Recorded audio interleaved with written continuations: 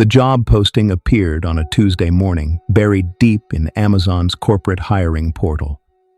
Night shift fulfillment associate, warehouse 666, premium pay scale, immediate start available. What caught my attention wasn't the warehouse number, which seemed like someone's idea of a joke, but the compensation package. 3 times the standard rate for warehouse work, full benefits after 1 week, and a signing bonus that would cover my rent for 6 months. I applied immediately.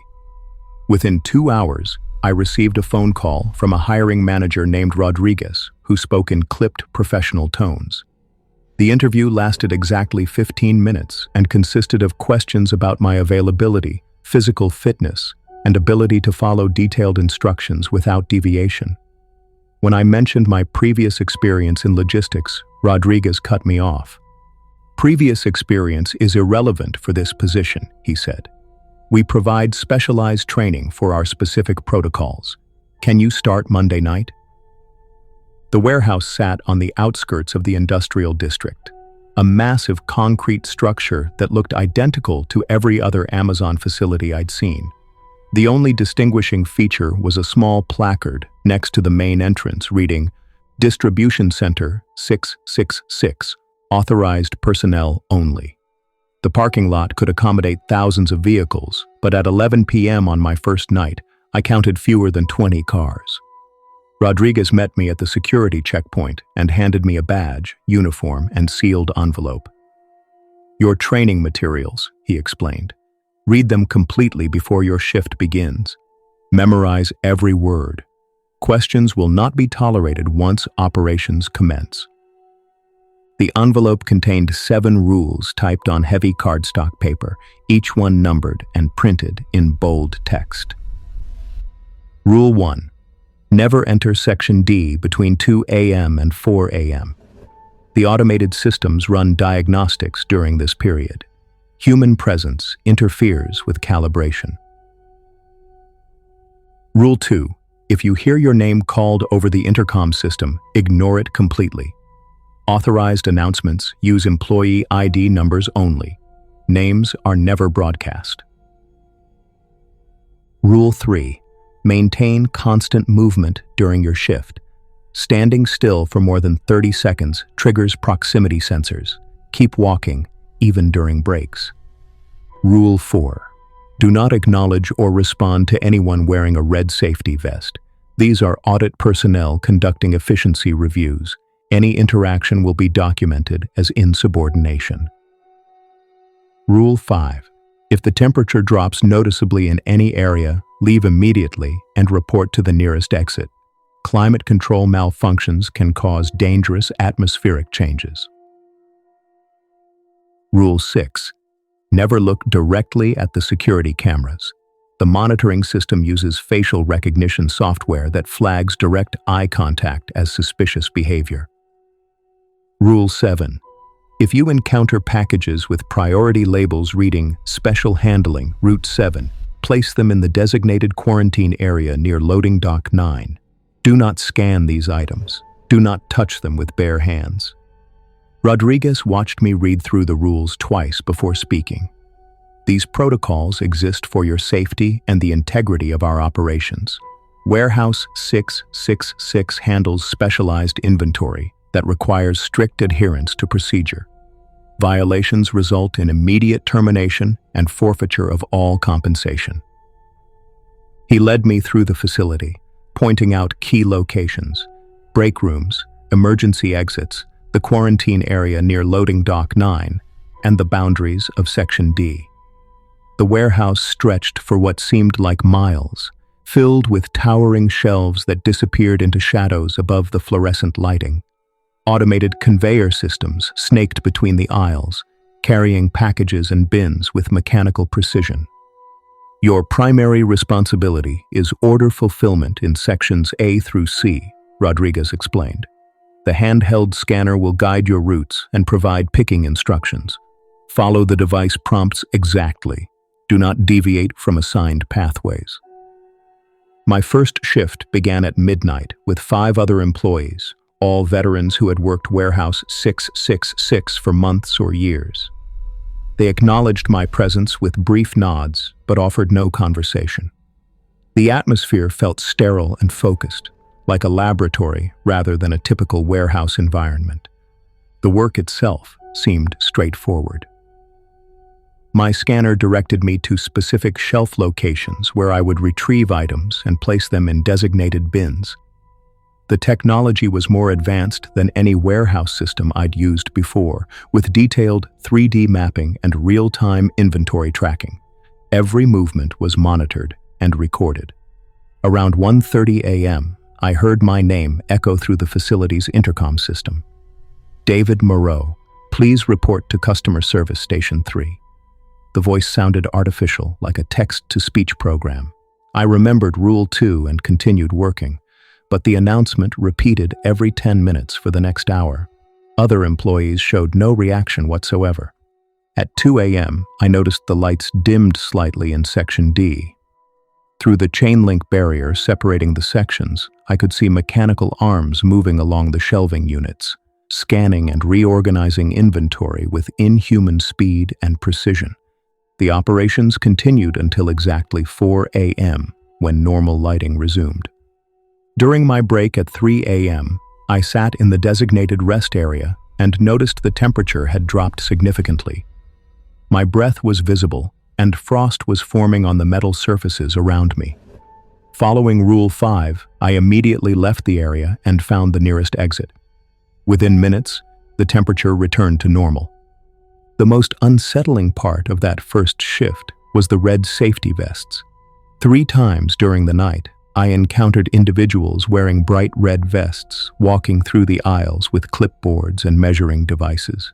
They moved with purpose and made detailed notes about everything they observed. When one passed within 5 feet of me, I kept my eyes focused on my scanner and continued working as if they didn't exist. The shift ended at 8 a.m. with a brief safety meeting led by Rodriguez. He asked each employee to confirm they had no incidents or violations to report. Everyone answered in the negative, including me, though I wondered about the intercom announcements and temperature fluctuations. "Excellent work tonight," Rodriguez said. "Remember, consistency and protocol adherence are your primary responsibilities here. Those who follow the rules succeed. Those who don't are replaced quickly." Over the following weeks, I settled into the routine of night shift work at Warehouse 666. The pay was exceptional, the benefits comprehensive, and the work itself was no more difficult than any other fulfillment center I'd experienced. The strange elements became familiar through repetition. The intercom announcements calling my name occurred every 3rd or 4th shift, always between 1:30 and 2:30 a.m. I learned to expect them and ignore them completely. Other employees occasionally received similar calls. Nobody ever responded or acknowledged them. Section D's automated diagnostics ran like clockwork, beginning precisely at 2 a.m. and ending at 4 a.m. The mechanical operations inside were impressive to observe from a distance. Robotic systems that could reorganize thousands of items in 2 hours with perfect accuracy. I understood why human presence would interfere with such precision. The temperature drops occurred randomly, usually in the break areas or near the loading docks. They lasted between 5 and 15 minutes before returning to normal. I developed a habit of carrying a light jacket and moving quickly whenever I felt the air getting colder. Red vest personnel appeared irregularly, sometimes multiple times per shift, other times not for several days. They conducted their efficiency reviews without speaking to warehouse employees, measuring movement patterns and timing various operations. I learned to recognize them from a distance and plan my routes to minimize interaction. The security cameras were omnipresent, mounted at every intersection and along all major pathways. Avoiding direct eye contact became second nature, though I sometimes caught glimpses of the small red recording lights in my peripheral vision. Rule 7 packages appeared infrequently, maybe once or twice per week. The items were always small, roughly the size of books, and wrapped in plain brown packaging with bright orange, special handling, Route 7 labels. I used disposable gloves from the safety stations to transport them to the quarantine area, where they disappeared by the next shift. After 2 months of consistent work, Rodriguez called me into his office for a performance review. The room was sparse, containing only a desk, 2 chairs, and a large monitor displaying real-time warehouse statistics. "Your adherence to protocol has been exemplary," he said, consulting a thick file folder. "0 violations, excellent productivity metrics, perfect attendance. The company is pleased with your performance." "Thank you. The work suits me well." "Good. We have a proposition for you." Rodriguez opened another folder containing documents I couldn't read from my position. Warehouse 666 is expanding operations to include a specialized inventory management role. The position offers significant additional compensation and benefits, but requires even stricter protocol adherence. The offer intrigued me. What would the additional responsibilities involve? Management of Section E, which is currently under construction. The area will house our most sensitive inventory, items that require specialized handling and storage procedures. You would be the sole employee assigned to that section. Rodriguez explained that Section E would operate under enhanced security protocols, with additional rules and procedures designed to protect both the inventory and the personnel handling it. The compensation increase would be substantial, enough to triple my already generous salary. "When would this begin?" I asked. "Section E becomes operational next month. Training would start immediately for qualified candidates. Your consistent rule adherence makes you our preferred candidate for the position." I accepted the offer without hesitation. The financial opportunity was too significant to decline, and my experience following the current protocols gave me confidence I could handle additional complexity. Training for Section E began the following week with a new set of rules printed on the same heavy cardstock as the original 7 Section E protocols. Additional requirements. Rule 8. Section E access requires biometric authentication at each entry point. Never allow anyone else to use your credentials or attempt to enter without proper authorization. Rule 9. All inventory in Section E must be handled using the provided protective equipment. Skin contact with any items is strictly prohibited, regardless of packaging. Rule 10. If you observe any packages exhibiting unusual properties, movement, temperature changes, sounds, isolate them immediately using the containment protocols posted at each workstation. Rule 11. Section E surveillance operates continuously. Assume all actions and conversations are recorded. Maintain professional behavior at all times. Rule 12. Emergency evacuation from Section E requires specific procedures. Normal fire exits are sealed during operations. Use only the designated emergency portal located at the section's center. Rule 13.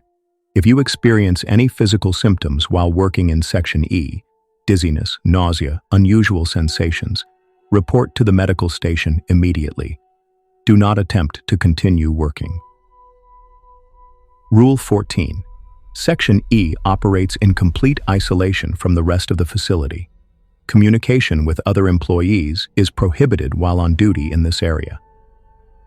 Rodriguez provided detailed training on the specialized equipment I would use, reinforced protective suits, advanced scanning devices, and containment systems for problematic inventory. The technology was unlike anything I had encountered in standard warehouse operations. Section E handles items that require absolute precision in storage and handling, Rodriguez explained during one training session.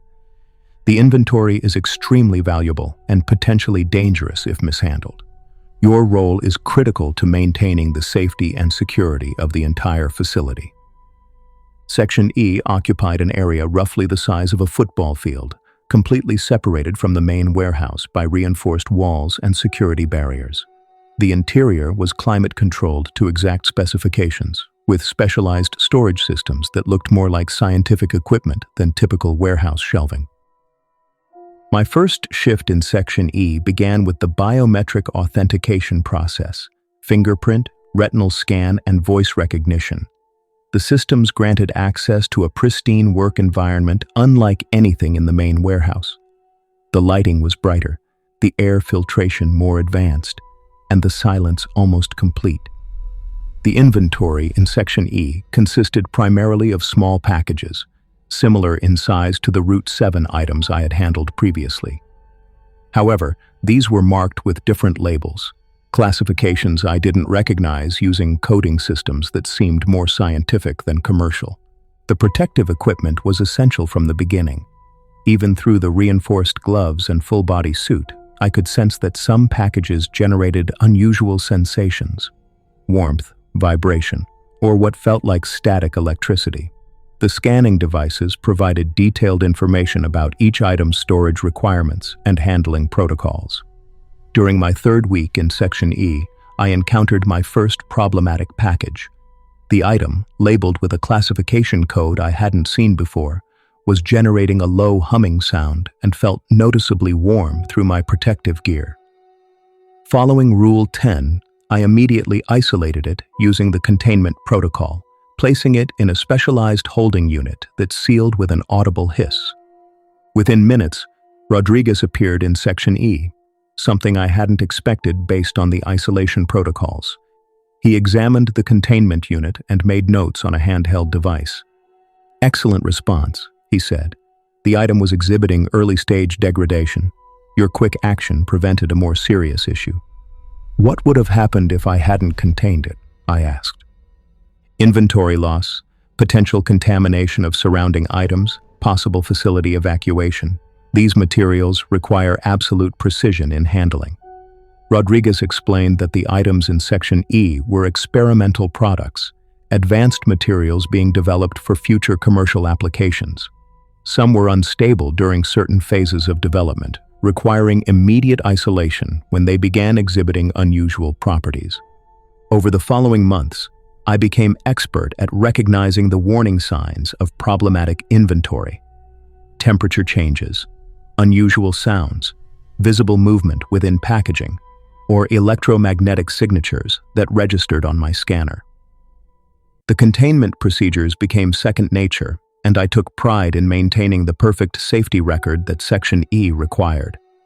The isolation from other employees was initially challenging, but I adapted to working alone in the controlled environment. The silence was complete except for the humming of climate control systems and the occasional beeping of my scanner. I developed a routine that kept me alert and focused throughout the 12-hour shifts. During my 6th month in Section E, Rodriguez informed me that the company was expanding the specialized inventory program to additional facilities. My success in managing Section E had proven the viability of the protocols, and I would be training other employees to handle similar operations. "Your performance has exceeded all expectations," he said during our monthly review. "Zero containment failures, perfect protocol adherence, exemplary safety record. Corporate leadership has specifically commended your work." The training program I developed focused on the critical importance of following every rule exactly, without exception or interpretation. I emphasized that the protocols existed to protect both the employees and the valuable inventory they handled. Deviation from established procedures could result in dangerous situations that might affect the entire facility. The first group of trainees I worked with were experienced warehouse employees from other Amazon facilities, but none had dealt with the specialized inventory that required such precise handling. I walked them through each protocol, demonstrating the proper use of protective equipment and containment procedures. "Why are these items so sensitive?" one trainee asked during a break. "The specific nature of the inventory is classified above our clearance level," I replied, using the response Rodriguez had taught me. "Our responsibility is proper handling according to established protocols, not understanding the underlying science." The training program proved successful, with all participants achieving certification for specialized inventory operations. Within a year, similar programs were implemented at 12 other facilities across the country. creating a network of employees qualified to handle the most sensitive items in Amazon's logistics system. My role expanded to include quality control inspections at other specialized facilities, traveling to verify that protocols were being followed correctly and safety standards maintained. Each location operated with the same level of precision and security that I had learned at Warehouse 666. During one inspection visit to a facility in Ohio, I encountered a situation that tested everything I had learned about protocol adherence. The local Section E equivalent was experiencing multiple containment alerts, with several packages exhibiting problematic properties simultaneously. The facility manager was considering evacuating the entire warehouse, but I recognized that proper containment procedures could resolve the situation without such drastic action. Working with the local specialized inventory team, we systematically isolated each problematic item and implemented enhanced monitoring protocols. "How did you know the situation was manageable?" the facility manager asked after we had successfully contained all problematic inventory. "Experience following the protocols exactly as written," I replied. "The procedures are designed to handle these situations. Trust in the system and precise execution are the keys to success." The incident report I filed became a training case study, demonstrating how proper protocol adherence could prevent facility evacuations and inventory loss. Corporate leadership used the report to refine the specialized inventory management procedures implemented at all facilities. As I completed my third year at Warehouse 666, I reflected on how the work had evolved from simple order fulfillment to managing cutting-edge logistics operations. The 7 original rules had taught me the foundation of precision and consistency that made everything else possible. The specialized inventory program I had helped develop was now operating at 25 facilities nationwide, handling materials too sensitive for standard warehouse operations. The protocols we had established were preventing incidents and maintaining safety standards that protected both employees and valuable corporate assets. Rodriguez called me to his office for my annual performance review, but this time he wasn't alone. A woman in a business suit introduced herself as Director Patricia Fleming from Amazon's Advanced Logistics Division. "Your work has been instrumental in establishing our specialized inventory management program," she began. "The success rate at facilities using your protocols is unprecedented in company history." She offered me a position as Regional Director of Specialized Operations, overseeing the expansion of the program to international facilities. The role would involve establishing protocols at new locations worldwide and training management personnel to oversee specialized inventory operations. "The compensation package reflects the critical nature of this work," Director Fleming explained. "You would be responsible for maintaining the safety and security standards that protect some of our most valuable assets." I accepted the position immediately. The opportunity to apply the principles I had learned on a global scale was exactly the career advancement I had hoped for.